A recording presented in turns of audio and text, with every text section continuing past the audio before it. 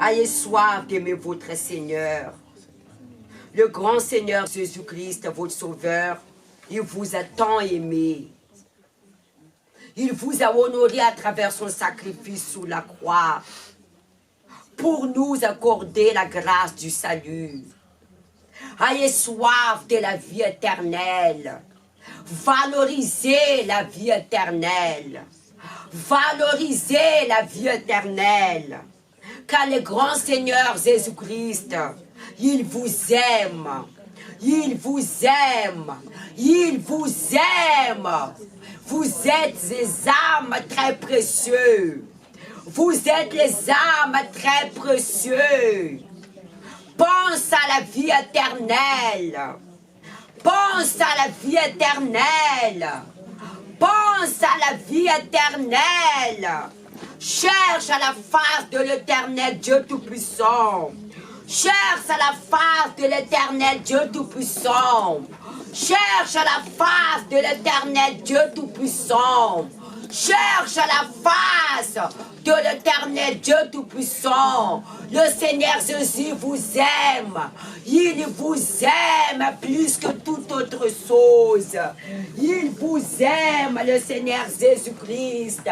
Il vous aime. Son amour est grand pour vous. Son amour est grand pour vous. Parce que vous êtes la gloire de l'Éternel. Vous êtes la gloire de l'Éternel. Votre âme n'a pas de prix. Le prix que le Seigneur Jésus a donné sur la croix, le prix de votre âme. Âme sacrée, âme très précieuse. Ayez soif de la vie éternelle. Cherche le Saint-Esprit. Cherche le Saint-Esprit. Oublie la fatigue. Oublie les problèmes. Oublie les soucis de ce siècle. Oublie les soucis de ce siècle. Oublie les soucis de ce siècle. Jésus-Christ, il vous aime. Il vous aime énormément. Il a grand amour pour vous. Il a grand amour pour vous. Il a grand amour pour vous. Dis-toi que si tu es venu ici ce matin, c'est Dieu qui t'a ramené. C'est Dieu qui t'a ramené dans cet endroit pour attendre cette parole qu'il t'aime, qu'il t'aime, qu'il t'aime, qu'il t'a jamais oublié, qu'il t'a jamais abandonné, qu'il t'a jamais délaissé. Il était toujours là à veiller sur toi. Il était toujours là à prendre soin de toi dans les moments difficiles. Combien de fois t'as délivré de la mort dans un invisible pour accorder en toi la grâce du salut. Que l'Éternel des armées soit béni. Que l'Éternel des armées soit loué. Cherche la présence de Dieu. Ayez soif d'aimer votre Dieu. Ayez soif d'aimer votre Dieu. Ayez soif d'aimer votre Dieu. Il s'appelle l'Éternel des armées. L'Éternel des armées. L'Éternel des armées. Le roi de gloire. Le roi de gloire. Le roi de gloire. Pourquoi il est le roi de gloire? Cela veut dire qu'il est le roi des âmes. Il est le roi des âmes. Parce que les âmes sont la gloire de Dieu. Le roi des âmes. Oh, rapapapapa, karapina, kola, kalashina, babashaya. Amiskolis, karapina, kola, kilashina, babashaya.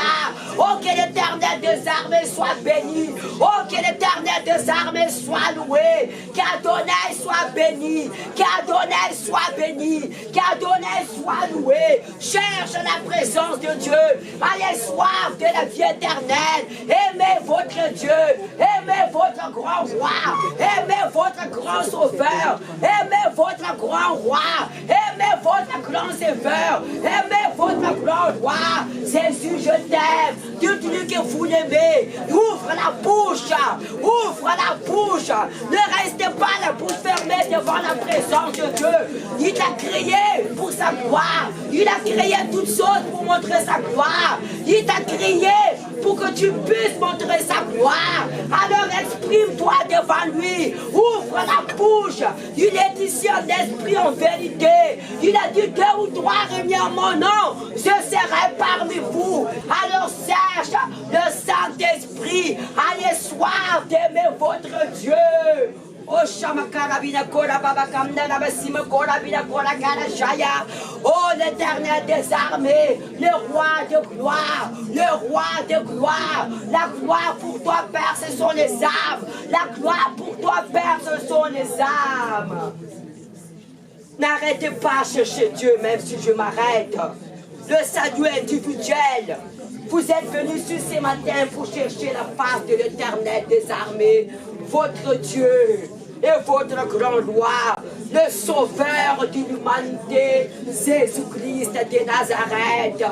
Cherche la face de l'Éternel, cherche la face de l'Éternel, cherche la face de l'Éternel. Jésus-Christ, il vous aime. Jésus-Christ, il vous aime. Jésus-Christ, il vous aime. Vous êtes la raison de sa vie.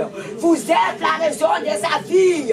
Votre âme est très précieuse. Aimez votre Dieu. Viens nous montrer ta gloire, Père éternel. Demande à Dieu qui vous fait voir sa gloire dans votre vie. Demande à Dieu, fais-moi voir ta gloire dans ma vie. Fais-moi voir ta gloire dans ma vie, Père. Fais-moi voir ta gloire dans ma vie, Père. Et que l'Éternel des armées soit béni. Et que l'Éternel des armées soit loué. Soyez tous bénis. Amen. Le grand Sauveur, Jésus-Christ de Nazareth, votre roi, il vous aime. Voilà ce message ce matin. Il vous aime énormément. Ce n'est pas pour vous consoler. Vous savez bien que le Seigneur Jésus, il aime dire la vérité. L'homme, il dit des mensonges parfois pour flatter. Hein? Oui ou non? Comme l'homme, il veut sortir avec ses amis. Ah, mon amour, je t'adore! Pour son intérêt. Et la femme, il sait déjà, mais qu'est-ce que tu veux? Quand tu commences comme ça, je sais déjà. Mais tous les jours, il n'y a pas de mon amour. Il n'y a pas de je t'adore. Amen. L'homme, quand il flatte, les mots, c'est pour intérêt. Mais Jésus, non. Jésus, quand il dit une chose, c'est la vérité. Ah bon, pasteur, lui? Quelle preuve encore que je vais vous montrer par son amour, son sacrifice sur la croix? Ça, c'est des grands amours. Personne n'a fait ce que Jésus a fait. Nous entrons en préparation des Pâques. Les chrétiens ne doivent pas oublier les Pâques. Les Pâques, c'est le grand jour de notre délivrance. Ce n'est pas le Noël que les chrétiens doivent fêter, c'est les Pâques. Le Noël, c'est la fête des commerçants. Jésus n'est pas né un 25 décembre. Personne ne sait quel mois, quel jour il est né. D'ailleurs, ça, c'est pas important. Vous savez pourquoi c'est pas important? Ce n'est pas important parce que Jésus n'a pas de naissance. Jésus, l'Esprit, il existait depuis le commencement du monde. Amen. Il s'est fait homme pour nous accorder la vie éternelle. Jésus n'a pas de naissance. Amen. Dieu le Père, il l'a envoyé sur la terre pour nous accorder la vie éternelle, afin que tous nos péchés soient apportés sur lui. Et Dieu le Père a frappé la malédiction sur lui à cause de nos péchés. Alors, le Noël, ce n'est pas les fêtes des chrétiens, c'est les fêtes pour la famille. Regardez un petit peu. C'est toujours l'intérêt de l'homme. Pourquoi, d'après vous, ils ont choisi les dates 25 décembre? Pourquoi? Parce qu'ils s'approchent de la fin d'année. 25 décembre, c'est la même semaine qu'on rentre à la fin d'année. C'est la fête des commerçants. Les Pâques, Jésus l'a ressuscité 3e jour. Il a vaincu Lucifer.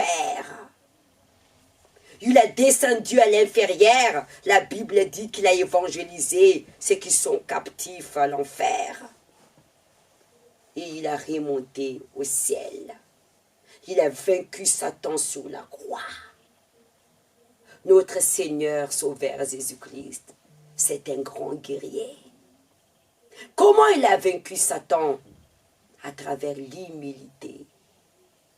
Jésus est envoyé par le Père pour nous montrer le chemin du sacrifice.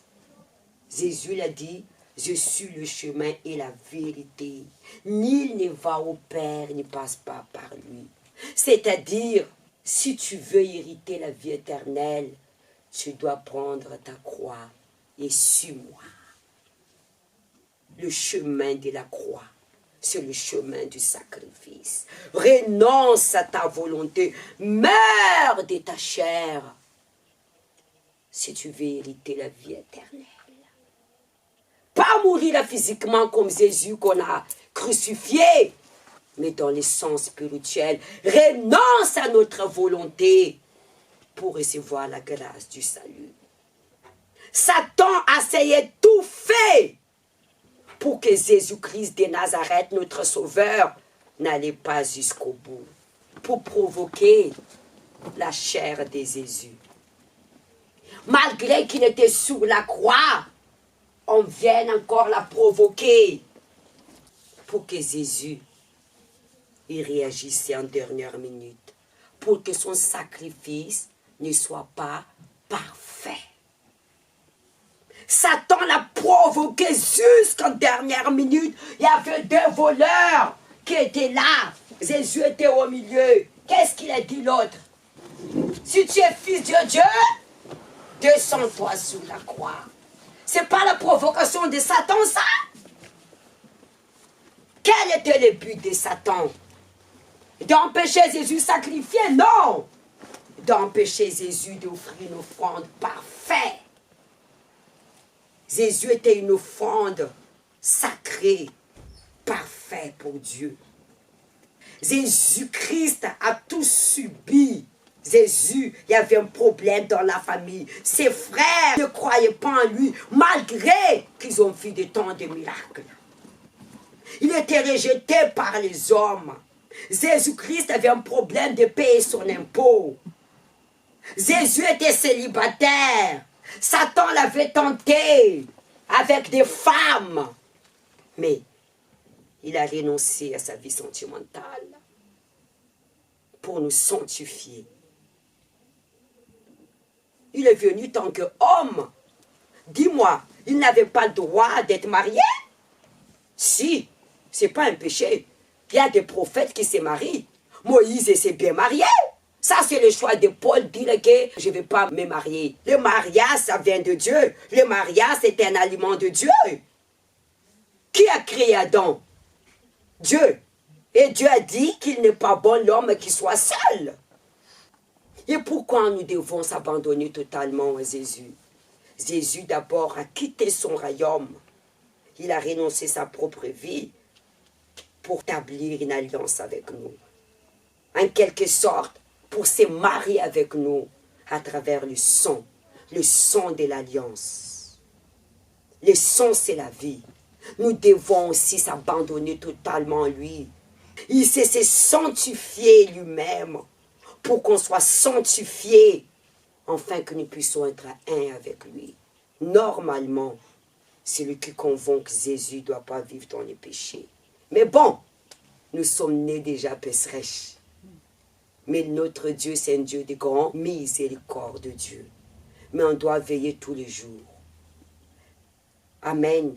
Imaginez-vous, je vous donne un exemple, que vous avez donné votre vie à Jésus-Christ plus de 20 ans. Ne pas vivre dans les péchés. Mais en dernière minute, vous êtes tombé dans la tentation. Et vous ne s'est pas répandu. Vous croyez que vous serez sauvé? Non. Parce que c'est le dernier jour qui compte pour Dieu. Ou dernière minute.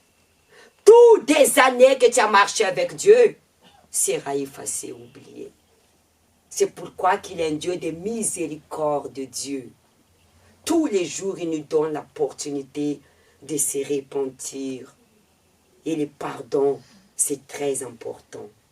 N'attends pas que tu vas aller te coucher avec cette colère.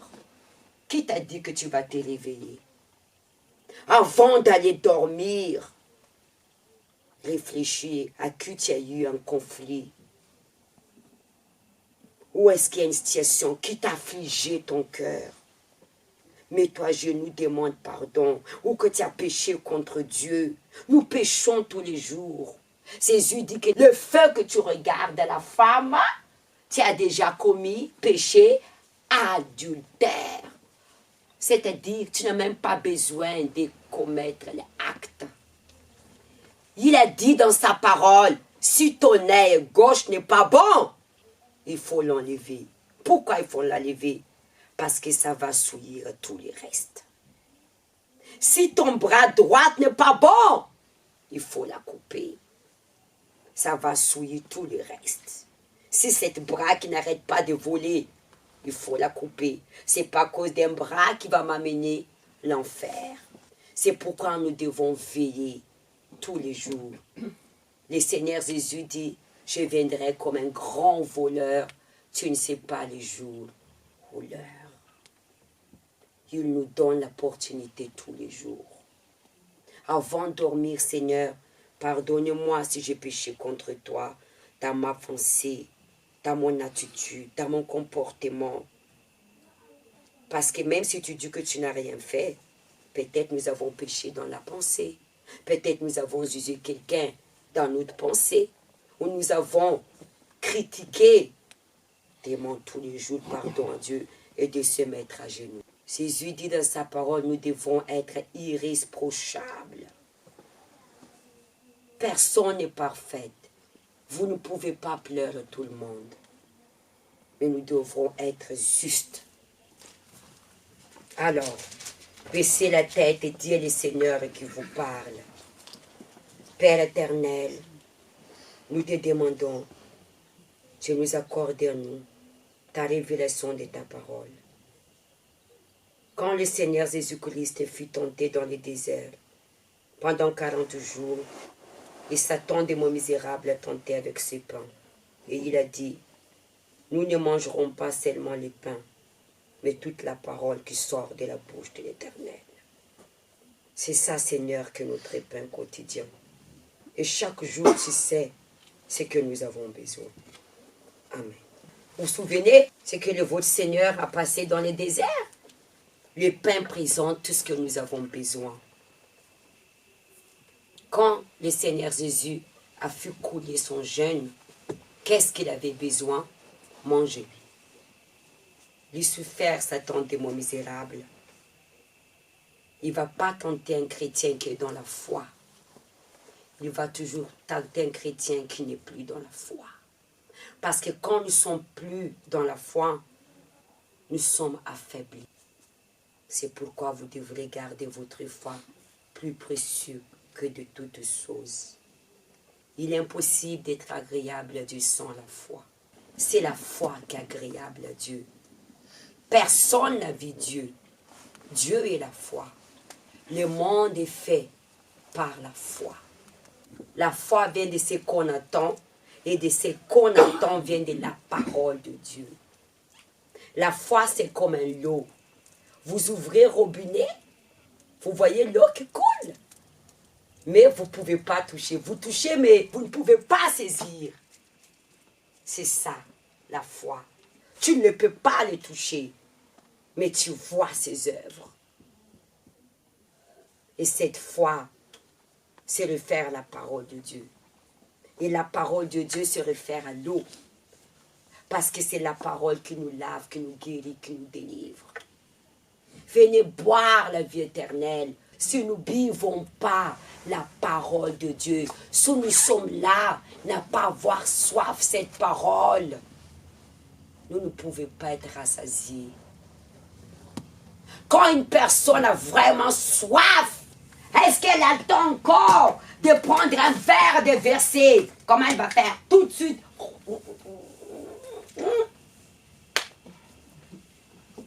Amen. Vous devrez boire la parole de Dieu. Comme vous avez soif d'avoir ce que vous voulez. Malheureusement, La personne, elle a soif d'être mariée. Elle a soif de sa guérison. Elle a soif de sa délivrance. Elle a soif de voir sa nationalité française. C'est faux, pasteur, non. Pendant que nous sommes vivants, nous devrons glorifier le nom de Dieu. Dieu nous a créés pour montrer sa gloire. Parce que nous sommes la gloire de l'Éternel. Comment les gens puissent voir Dieu à nous à travers nos témoignages? Ce n'est pas faux. Il faut lutter pour montrer la gloire de Dieu.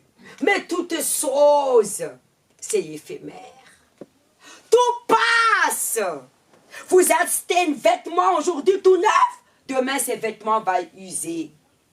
Même le corps demain va se user.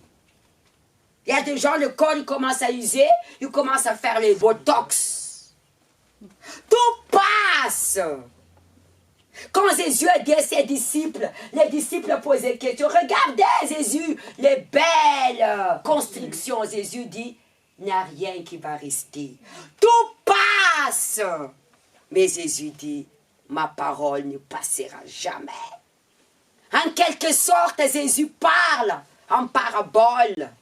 Moi, je ne passerai jamais. Parce que la parole était Dieu, et Dieu était la parole. Mais il a créé aussi une chose qui ne passera jamais. C'est quoi? L'âme! L'âme, c'est l'éternel!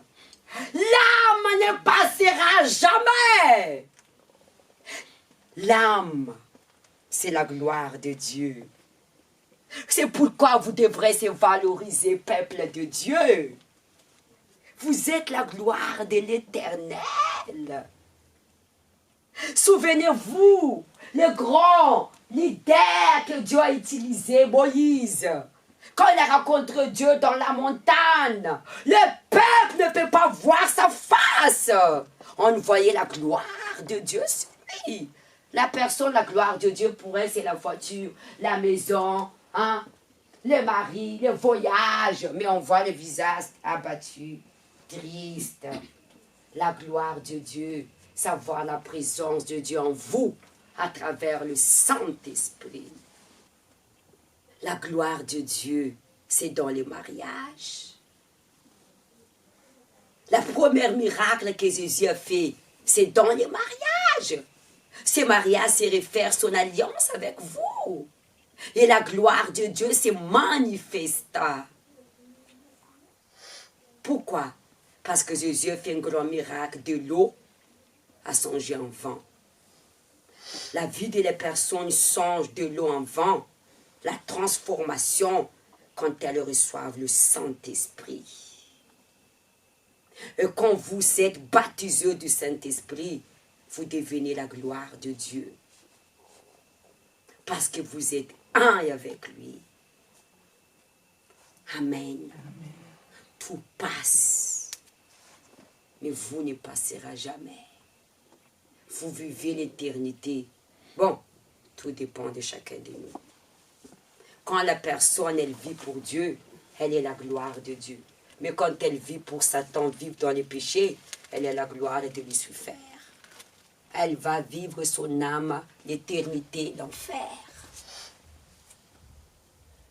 Pourquoi le Seigneur Jésus dit au psaume 24, mais on ne va pas lire, c'est marqué, faites rentrer le roi de gloire. Qu'est-ce que ça veut dire ça, le roi de gloire? Ça veut dire le roi des âmes. Amen. Amen. Parce que vous êtes la gloire de Dieu. Dis à la personne, tu es la gloire de Dieu. Tu es la gloire de Dieu. Amen. Amen. Valorisez-vous. Le Seigneur Jésus-Christ, il vous dit, vous êtes glorieux et magnifique. Ce qui rend triste à votre Père, c'est que vous ne valorisez pas. Vous êtes les princes et les princesses. Vous ne valorisez pas face à les problèmes que vous traversez, à la maison, au travail, devant la famille. Valorisez-vous. Jésus vous aime. Amen. Dis à ton prochain, Jésus t'aime. Jésus t'aime. Jésus te connaît. Jésus te connaît. Fais confiance en lui. Fais confiance en lui. Et tu verras. Et tu verras sa gloire. sa gloire. Ne sois pas triste. Ne sois pas triste. Tu vas vaincre. Tu vas vaincre. Car le problème que tu traverses, c'est pour montrer sa gloire. Si tu crois, tu verras sa gloire. Et si tu demeures ferme, tu verras l'éternel. Amen. Alors nous allons lire la parole. Amen. Luc 12 à partir verset 1 à 10. Sois attentif à ces messages. Sur ces atrafêtes, les gens s'étaient rassemblés par milliers au point de se fouler les uns des autres. Amen. Regardez un virgule ici. Jésus a dit, aimez-vous les uns des autres. Les autres viennent pour écraser les autres, pour se montrer que c'est moi les meilleurs, mais toi tu n'es rien. Toi tu ne vas jamais avancer. C'est pour parler mal les uns des autres. C'est pour écraser les uns des autres. Par exemple, dans la famille, où les grands-pères sont morts, où les parents, il y a l'héritage. Au lieu de faire hommage à celui qui est mort, il fait hommage à sa richesse. Enterre-toi vite. Chacun pense déjà à l'héritage. Chacun son intérêt, ce que Jésus est en train de dire. S'écraser les uns des autres. Chacun pense pour soi, ne pense pas à son prochain. Pensez à votre prochain à travers vos témoignages. C'est pourquoi on doit lutter pour montrer la gloire de Dieu, afin que nos prochains puissent saisir la grâce du salut. Le Seigneur Jésus est mort sur la croix. Vous voyez la croix, la verticale, c'est l'amour envers Dieu le Père, et le horizontal, l'amour envers son prochain. Et Jésus s'est mis à dire à ses disciples, avant tout, gardez-vous de levain du pharisien qui est l'hypocrisie. Gardez-vous. Ne faites pas confiance à tout le monde. Protège-toi, ça veut dire. Mets-toi en garde. Ne te mélange pas dans une discussion inutile. La personne ne reste pas à sa place. Elle ne se protège pas. Elle s'amène dans tout. Il y a ces problèmes dans la famille. Reste à ta place. Protège ton cœur. Ne se mélange pas avec des personnes qui vont t'égarer. Qui ne cherchent pas à faire la volonté de Dieu. Honorer Dieu pour son salut. Parce que celui qui cherche à faire la volonté de Dieu, il est là pour te montrer le bon chemin à travers son témoignage, des témoignages du caractère. Pas seulement des témoignages de guérison, de délivrance, la transformation dans ma famille, des témoignages du caractère. C'est ça les fruits que nous devrons garder, les fruits de la vie éternelle. C'est les fruits du caractère. La personne, elle lutte pour changer sa vie. Mais elle ne lutte pas pour transformer sa vie à l'intérieur d'elle. Elle ne lutte pas pour changer son caractère. Soyez-nous de bons témoignages au sein de notre famille, au travail, à l'église. La personne, quand elle est venue à Dieu pour la première fois, elle était malade. Elle était dans la dépression. Elle ne dort pas la nuit. La parole l'a lavée, l'a transformée. Aujourd'hui, sa vie a changé. C'est pour écraser les autres. Dieu a changé ta vie pour montrer la gloire de Dieu, mais pas pour ta gloire. Aimez-vous les uns les autres, Jésus a dit.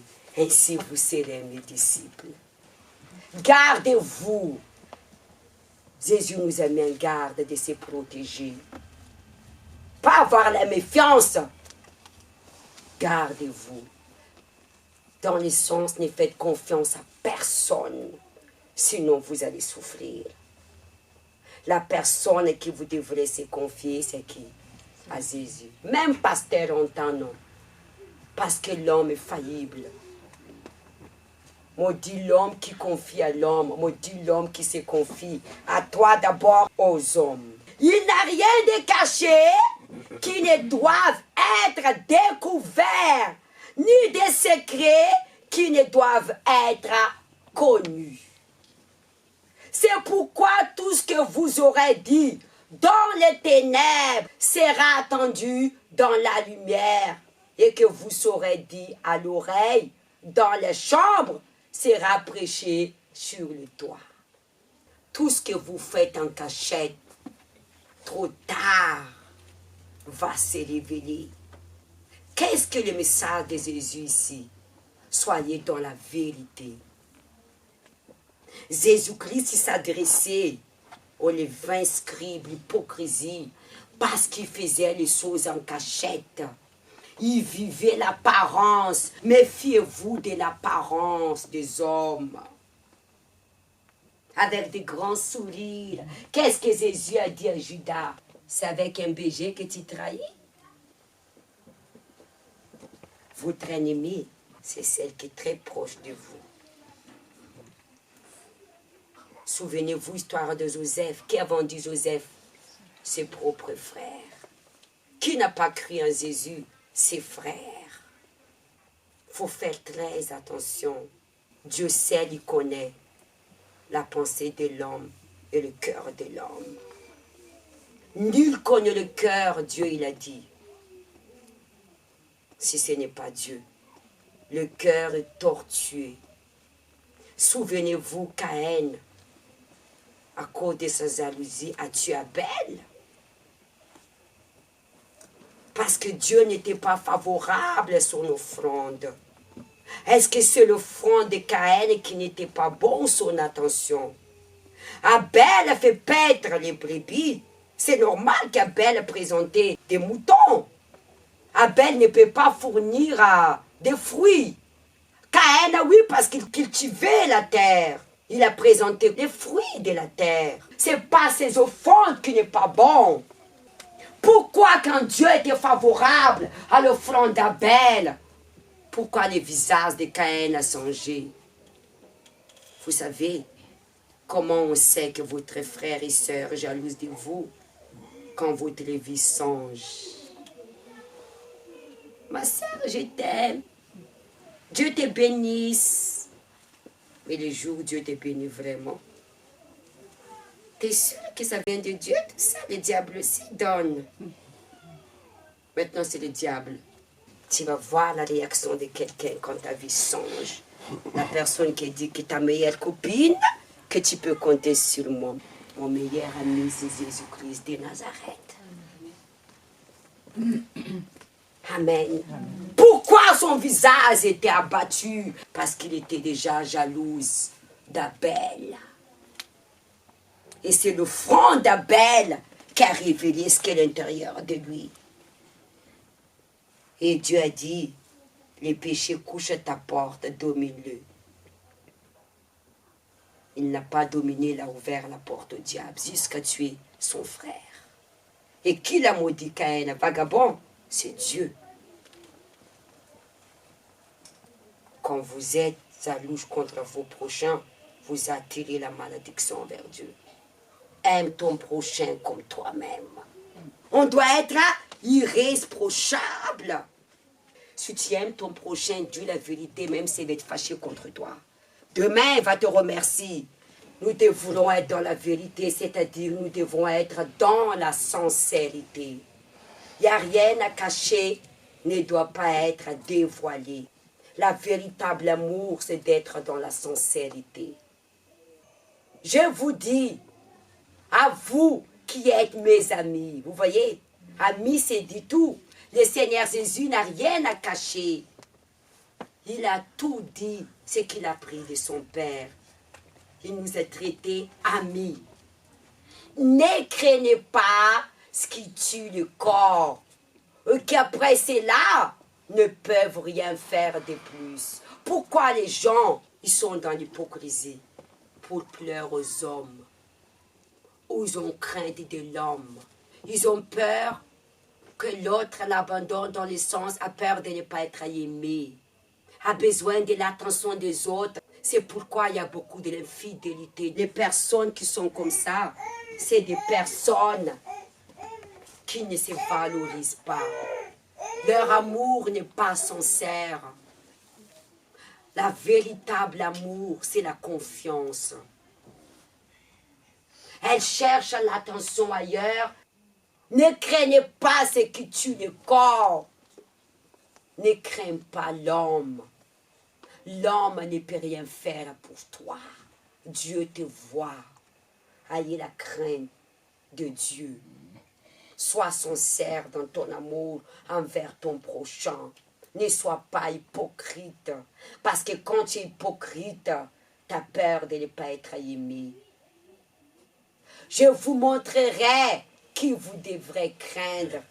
C'est lui qu'après avoir tué et le pouvoir jeté dans la géhenne. C'est qui que nous devrons avoir la crainte? C'est Dieu. Géhenne, l'enfer. Tu dois voir la crainte de Dieu parce que c'est lui seul qui peut rendre la justice à ton ennemi. Parce que celui qui n'est pas dans la vérité, Dieu va les jeter à l'enfer. C'est à Dieu que nous devrons avoir la crainte. Parce qu'il n'y a que lui seul qui peut rendre justice à chacun ses œuvres. Qui peut jeter quelqu'un à l'enfer? Il n'y a que Dieu. C'est-à-dire, il n'y a que Dieu qui peut tuer l'âme à l'enfer. Amen. Et déjà, même l'âme ne meurt pas. Et ça veut dire qu'il n'y a que Dieu qui peut souffrir cette âme pour l'éternité. Vous devrez craindre Dieu, mais pas l'homme. La personne craint sa famille, elle craint son patron. Son patron lui dit de mentir, elle accepte. Dieu comprend. Non, Dieu ne comprend pas. Je ne peux pas travailler comme ça, excuse-moi. Non, tu devrais faire des factures pour un client, tu dois doubler la facture. Non, je ne peux pas, madame. Elle a craint l'homme. Pourquoi elle a craint l'homme? Parce qu'elle dit, elle dépend de l'homme. Quand vous craignez l'homme, vous ne mettez pas votre dépendance en Dieu. Vous dépendez de l'homme. Elle dépend de quoi je vais vivre demain. L'homme qui ne peut rien faire pour toi. Et si Dieu va toucher cet homme qui va te mettre dehors, tu peux faire quoi? La personne qui cherche de l'attention, tout le monde, méfiez-vous, elle n'est pas sincère. Elle ne se valorise pas, elle n'a pas de véritable amour. Quelqu'un qui a un véritable amour, elle se valorise. Elle ne cherche pas à plaire aux autres ou chercher l'attention aux autres. Elle est fidèle dans son amour. Vous, les mères, n'aimez pas votre cœur sur les enfants. Même si votre mari. La parole ici, c'est pour tout le monde. Vous allez souffrir. L'homme n'est pas parfait. Il va toujours faire les choses qui vont vous décevoir. Mettez vos cœurs en Dieu. Amen. 6. Ne vantons pas 5 passereaux pour des sous. Cependant, aucun d'eux n'oublie devant Dieu. Amen. Vous savez ce que ça veut dire? Valorise-toi. Vous connaissez les passereaux, les petits oiseaux. Ne méprise pas la grâce du salut. Valorise-toi. La personne, elle méprise son salut pour un travail, pour un mari, pour un argent. Dieu prend un exemple, ne vend pas pour un passereau. Valorise-toi. Ne te comparez pas comme un petit oiseau. C'est ça, ça veut dire.